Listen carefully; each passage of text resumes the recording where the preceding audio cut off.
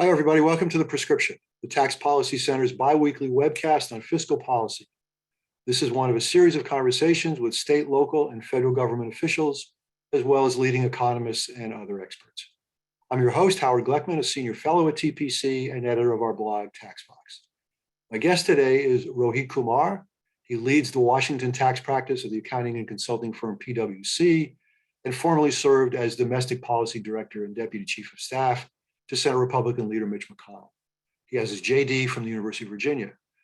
Before we begin, a bit of housekeeping. We encourage audience members to submit questions in the Q&A box at the bottom of your screen.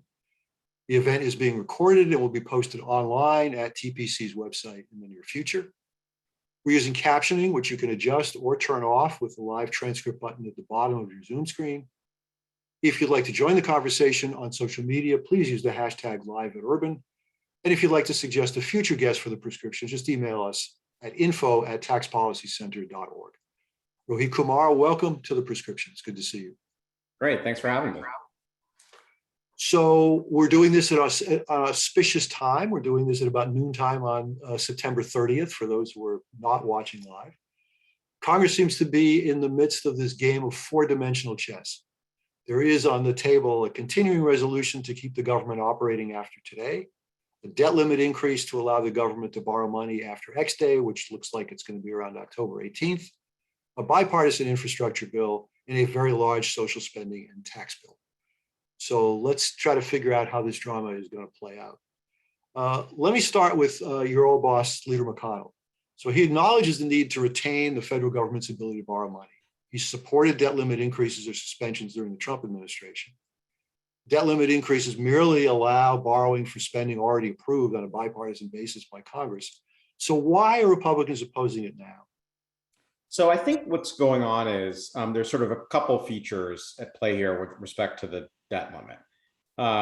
One is, if you just look at the history of debt limit increases, there is this sort of received wisdom that they're always kind of bipartisan exercises. But what history actually tells us is debt limits are bipartisan only when they have to be, only when there is divided government, with one exception, which I'll come back to. With one exception of 2017, generally speaking, they're bipartisan only when the arrangement and levers of power demand bipartisanship.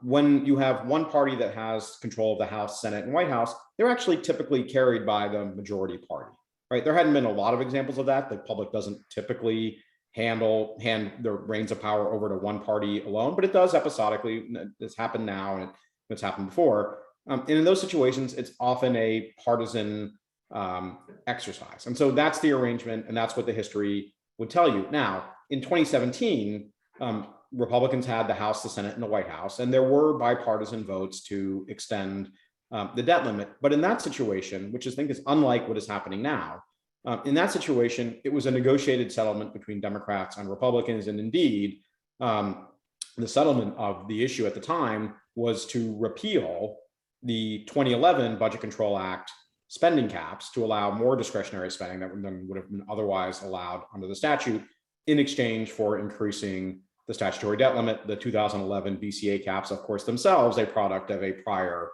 debt limit negotiation in which I had a hand. And so you've got a situation today where, from the Senate Republican perspective, right, you've got the $2 trillion of COVID reconciliation bill in March, another $3.5 trillion, although that number clearly is going to be less than 3.5, remains to be seen what it is, being currently proposed. So you've got that going on in the backdrop. You've got Democrats with the House, the Senate, and the White House. And it would appear no attempt or effort to say, okay, well, what's it going to take, a la 2017, what's it going to take to get this into a bipartisan modality? And so against that backdrop, Republicans are taking the view like, look, history would tell you in these situations, this is the majority party's obligation. And then, there's the other issue of timing, right? Because we now have an X date of October 18th, although two subsequent analyses have cast some doubt as to whether it's the 18th or a little bit later, but it's somewhere in that range in any event. And so, it's September 30th. We've only got 18, 19 days. How are we going to do this? And to that, and I've had some conversations around this, what Senator McConnell will tell you is, I didn't just wake up yesterday and start talking about this, right? I've been saying this since July publicly. And I know Senator McConnell pretty well. If he's been saying it publicly since July, he was saying it privately before then. And so at some point, the arguments about timing, I think for Republicans start to wear a little thin, because it's not like there hadn't been several months of notice as to how this was likely to play out. And maybe the last thought, Howard, is I think what's happening here, what was happening for a while, was that folks thought that Senator McConnell was maybe bluffing, or that he could be convinced to change his mind. No one asked me if that was what was going on in July. I would have gladly said, I do not think he is bluffing. It is not in his nature. There is nothing in his personal or professional or political history that would suggest that he makes these statements blithely. I think folks have come to realize that. And so here we are. So I can understand why Republicans don't want to vote for this. They want Democrats to own it, but why are they making it so hard? Democrats have sort of agreed now that they're going to just do this unilaterally, but they can't even get a vote. Well, they could get a vote by using the reconciliation process, and they could have teed up a reconciliation instruction, ab initio, when the budget resolution was being done earlier this year, and they can yet still do it using the Section 304 modify, amend the budget resolution process. I do understand the question of why not just by unanimous consent agree to have it be at a simple majority vote. The tricky part of that sentence is the word unanimous is doing a lot of work there, right? It has to be unanimous. And so even if Senator McConnell would be willing to say, fine, go ahead and do it at a simple majority vote, you've got to get 49 other Republican senators to agree to that posture. And that is clearly not the case, right? Senator Cruz was like the first out of the box to say, I'm not going to let that happen by unanimous consent.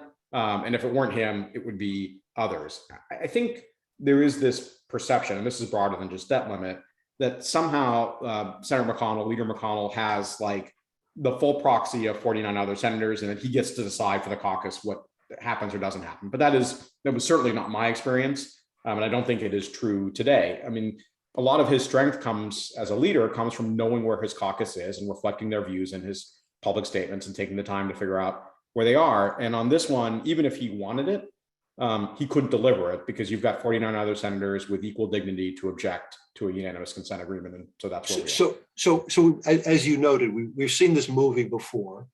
X date is probably for another 3 or 4 weeks. So Congress being Congress, there was no chance they were going to do anything about this now anyway. So now fast forward 3 or 4 weeks, and X date is a few days from now. What's the end game? How does this go? Yeah, I think the only path forward is budget reconciliation by simple majority vote in House and Senate. It's not too late. It is far from too late to start that process now. I think it'll take, people can disagree about the exact length of time, but it's 8 to 10 days. I've heard at the outer margin 2 weeks. That seems like 2 weeks assumes like zero ability to cooperate or zero use of Fridays and weekends. None of that necessarily has to be the case. I've heard speculation, Republicans could boycott the budget committee and deny a quorum, but that's not, you have to think about their incentives here. Their incentive is not to cause default, right? They are not saying we don't want to do this. That'd be a different thing if it was boycotting the budget committee for purposes of the $3.5 trillion reconciliation bill. Sure, if that were available, they would have boycotted because they don't want that thing to happen. They're not saying we don't want this thing to happen. We're not arguing about whether to do it. We're arguing about how to do it. Okay, so let's move on to the next one, which is the infrastructure bill. Speaker Pelosi apparently said this morning, we are on a path to win the vote. Is she? That's a really good question. Look, on the one hand, I have been saying for years, you bet against Speaker Pelosi at your own peril, right? She always finds a way to deliver. She always finds a way to win. However, we are in largely uncharted territory, in the sense that we have, just as Republicans experienced in 2011 and 2012 with a very energized Tea Party Republican kind of caucus, we have a very energized, I guess the term we're using now is progressive cohort of members in the House who appear willing to let the perfect be the enemy of the good, right? That was certainly the experience that Speaker Boehner had with Tea Party Republicans in 2011 and 2012. It seemed totally irrational and self-defeating, and I think it probably in hindsight was. And everyone thought, well, no one's going to do that again because it's self-defeating. You end up with a worse policy outcome by your definition of good and bad by taking that posture. And yet it seems eminently plausible that progressive Democrats will vote down this infrastructure bill, not because they necessarily object to what's in it, but because they object to what's not in it. It doesn't solve all of the problems.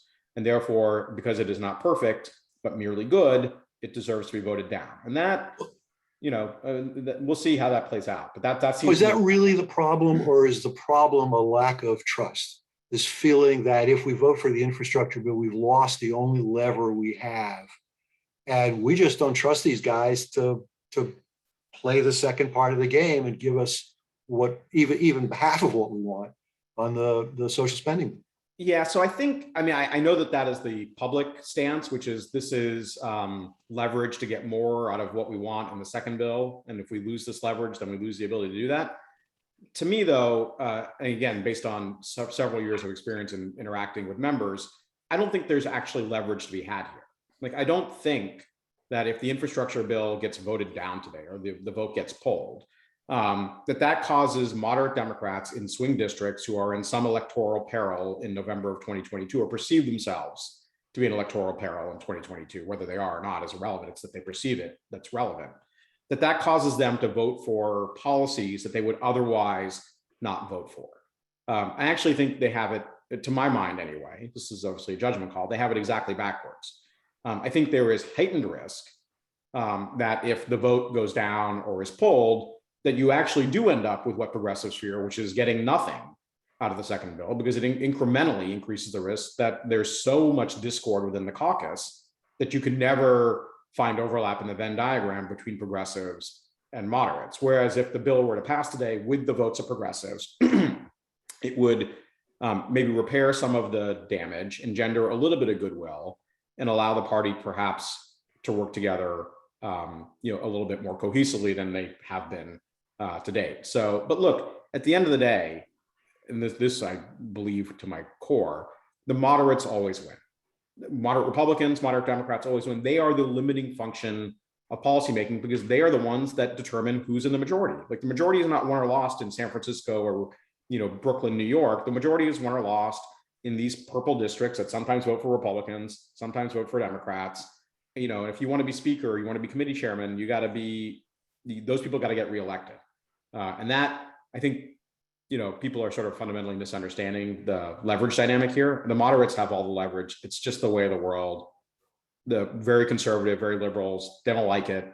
They've never have, but that doesn't change the underlying reality. So that suggests the Democrats will get an infrastructure bill. But again, my question is when? So here's the hard question for me. And I again, think about through the lens of leadership. So let's say the vote gets pulled today, right? They say, we're not going to have a failed vote. And I understand why you wouldn't want to have a failed vote. There is no logical stopping point for this conversation. Like, there is no action forcing deadline. Like, when I worked for Senator McConnell in the leader's office, I used to think a lot about action forcing deadlines because that's when Congress makes tough decisions like raising the debt limit or funding the government or things like that, fiscal cliffs, all sorts of joyous occasions in our lives.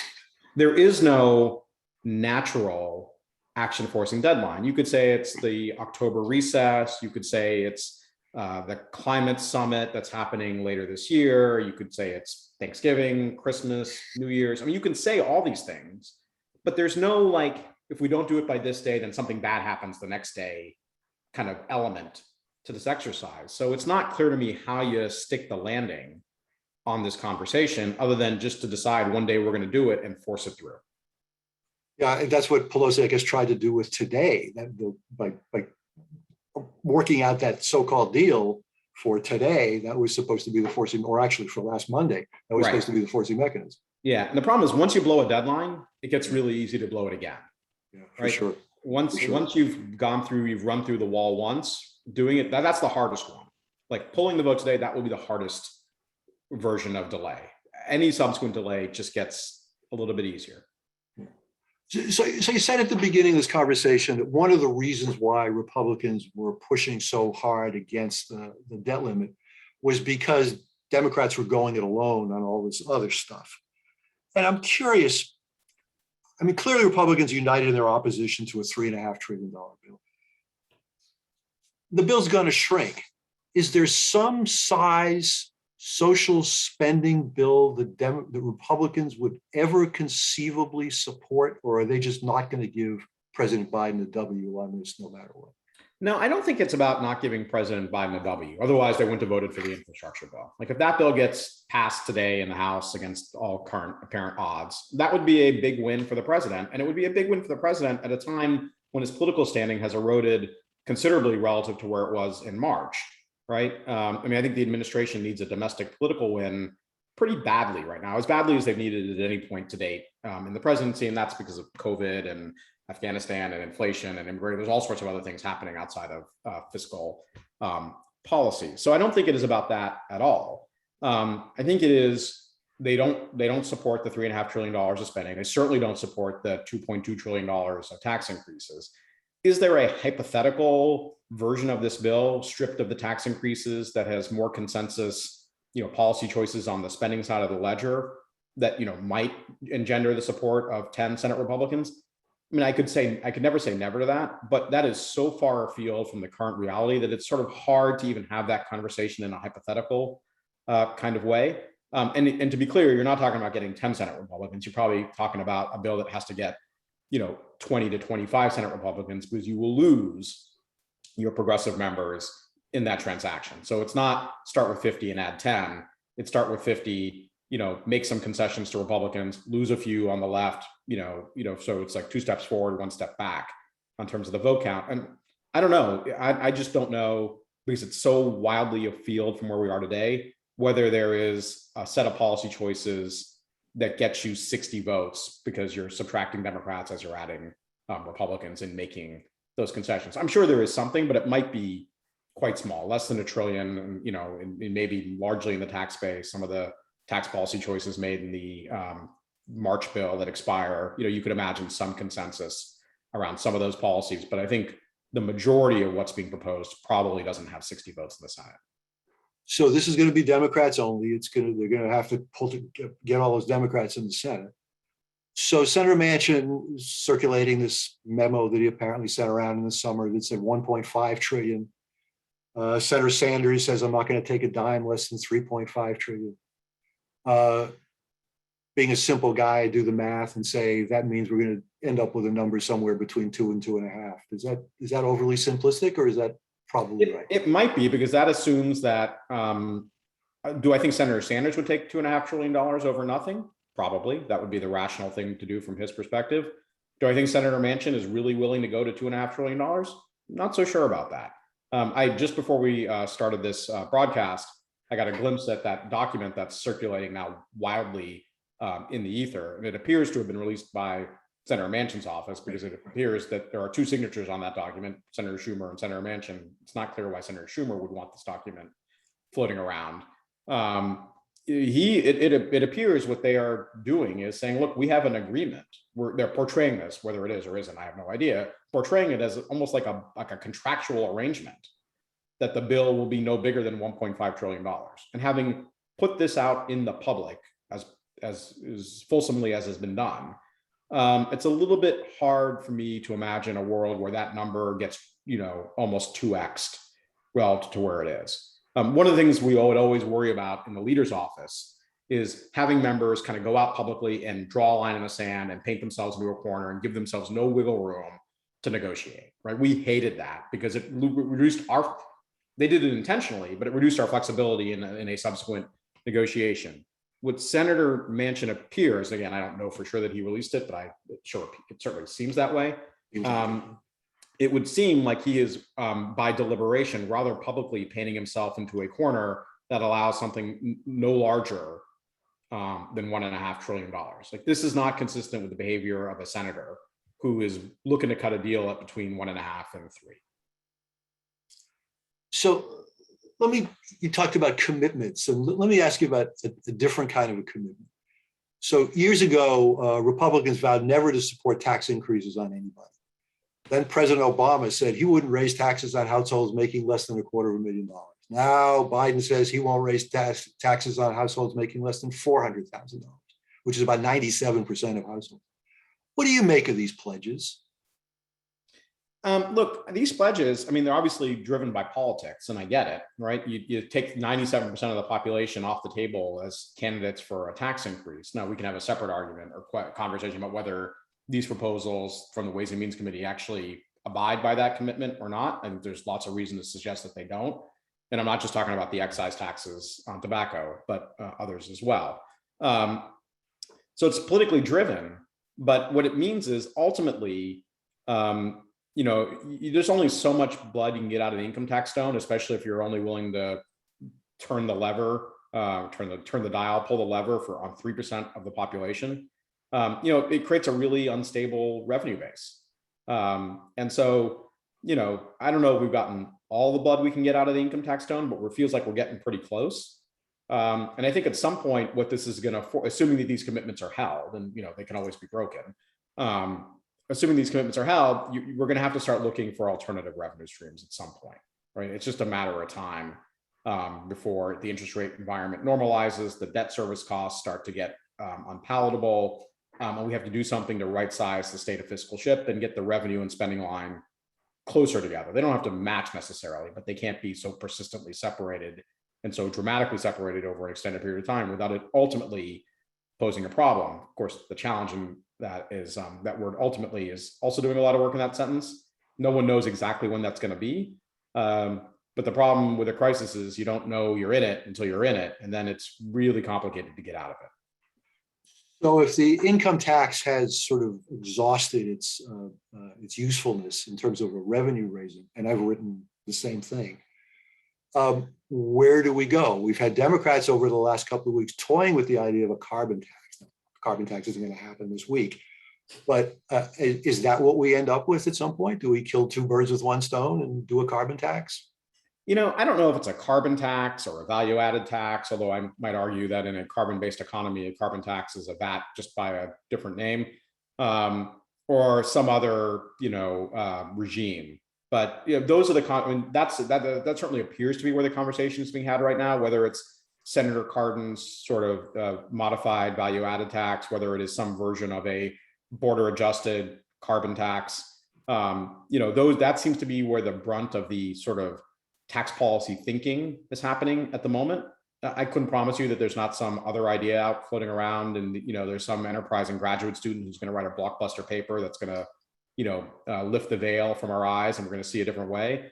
But I'm a big believer in Occam's razor, right? The simplest explanation is probably the accurate one, and the simplest explanation is it's probably going to be something that we're already talking about as opposed to something brand new and heretofore unforeseen, not only here but anywhere else in the several tax-injured jurisdictions around the world. And so, I don't know which one it is, but those seem like the obvious candidates. And you're right, there's been a resurgence of a conversation about a carbon tax. I also don't think it's likely to happen in the next week or two or so, because I don't think there's the political support for it. It's just a political matter. But that's obviously a carbon tax is, becoming increasingly in vogue, both in tax policy conversations and around the world. Because it does, as you sort of suggested, is seen as killing two birds with one stone. It raises a fair bit of money, and imposes a tax that captures the externalities associated with releasing not just carbon. We say carbon, but I assume what we mean is greenhouse gases, into the atmosphere, and tries to impose a cost on the externalities associated with that behavior. So there's another source of revenue that's been floating around that isn't new for sure, but certainly has been in the discussion, and that's raising taxes on the rich. Now, if I suspect you don't support any of those, but if you had to, which policy would you choose? A wealth tax, a mark-to-market tax on capital gains, a tax on unrealized capital gains and death? Which one of those is the least worst choice from your point of view? It's I don't know that there's a good answer to that. I sort of think of a phrase Senator Graham used once, sort of asking, would you rather be shot or poisoned? I don't really like either of these choices. I mean, look, these are all hard. Like, these are all difficult choices. There's questions on the constitutionality of a wealth tax because it's not an income tax, and that's what the Constitution says you can do. We've been through the exercise. Well, I think we're sort of finished with the exercise of stepped up basis of death as a piece, and that look, on the one side, you make the argument, well, these are gains escaping taxation completely. That seems wrong. On the other hand, you're not painting against a blank canvas, right? Like you have to make tax policy against the world as it exists today, not in some, blank canvas starting from scratch in some utopia that we're starting on an island somewhere in the Pacific. Any kind of mark-to-market regime invariably imposes a record-keeping requirement on everybody, even if they're not likely to be subject, not mark-to-market, sorry, stepped-up basis, right, regime. Like you can exempt a certain amount of gain. Everyone's got to know whether they're above or below the threshold, right? And so suddenly, the implementation issues that you face and the amount of friction you create for people who you're not targeting with the proposal starts to get really politically onerous. And so I think about, in the various negotiations that I participated with then Vice President, now President Biden, but when I was working for Senator McConnell, one thing that he would say repeatedly, in literally every negotiation and every conversation, as we were discussing a proposal to raise revenue or cut spending or whatever it might be, he would say, there's no sense dying on a small cross, which you and I might say is sometimes the juice isn't worth the squeeze. Like the amount of political pain that we're going to endure for a particular policy needs to be proportionate to the amount of revenue that we're going to get out of it. And a lot of these proposals, all of them sort of seem to falter on that calculation. Like the amount of political pain associated with these proposals is quite high. And unless it is going to fix everything, it may not be, and it won't, because these proposals aren't designed to fix everything. In the real world of politics, not in some academic world, but in the real world of having to get votes, these may all just prove too much for the system to bear. On the other hand, we have this weird situation where people argue some corporate profits are double taxed or maybe even triple taxed. Some corporate profits are not taxed at all, because if they're distributed in capital gains and somebody dies with those unrealized gains, they're never taxed. It seems like it's an untenable situation, and somewhere along the line we're going to fix it. And there's more than a trivial amount of revenue at stake. They could get a good chunk of money if they did this. You could, but and it'd be one thing if you started with that system from scratch and sort of that was built into the price of everything, all the asset classes that were out there. I think the challenge is, one of the challenges, not the only challenge, but one of the challenges is doing that midstream, right? And resetting asset values to reflect the new tax burden. And what does that do to the retirement savings of someone who's on the precipice of retiring? How do you have that conversation? What is the sort of intergenerational equity element of this? I mean, this is why, a lot of these ideas, might have been fine had we started that way, but interposing them into a system midstream, right? And there's no question that we are midstream, and any version of this conversation gets really politically challenging. And, this is, again, a lesson I learned from Senator McConnell. You can have the best idea in the world, the Omnibus Fix-It-All Act of 2021. But if you don't have the votes for it, you don't have anything, right? You have to live in the world of what can you actually enact with the House, the Senate, and the White House that you have, or might foreseeably have in the future. You can't dream up a world where you have 100 senators of one party and 435 of that party and the White, sure, why not? But in the real world, where can you find the consensus? And that's where policy is ultimately made. Yeah, I guess you could ask a former Ways and Means Committee Chairman Dave Camp, who had an idea, a wonderful tax reform idea, at least in the minds of many people, but it just never got anywhere because it didn't have the political support. Didn't have the votes at the time. Yeah. So we just have a few seconds left. Let me get you back to where we started. When is all of this infrastructure, debt limit, social spending, reconciliation drama end? What's your over-under? I feel like debt limit has to get done before the X date, whatever that ends up actually being. And I'm confident that it will get done. The rest of it, there is no natural endpoint. I am, just as a political matter, if the majority can't forge a consensus by Thanksgiving, then it starts to feel to me like there just might not be a consensus available, right? These, especially the revenue raising proposals, were released on September 14th. A couple months is a long time for those proposals to be floating around, being subject to political attack, as they are being subject to already. That's not to say anything magical happens, when we carve a turkey on that Thursday, but it just feels like if you haven't been able to find a consensus by then, it might not exist at all. Interesting. Well, my over-under is Christmas Eve. Yours is Thanksgiving. We'll see what happens. All right. Rohit Kumar, it's been a pleasure to talk to you, and let's watch the next couple of months. It's going to be interesting. Should be fun. Take care. All right. Thank you. And thanks to our audience.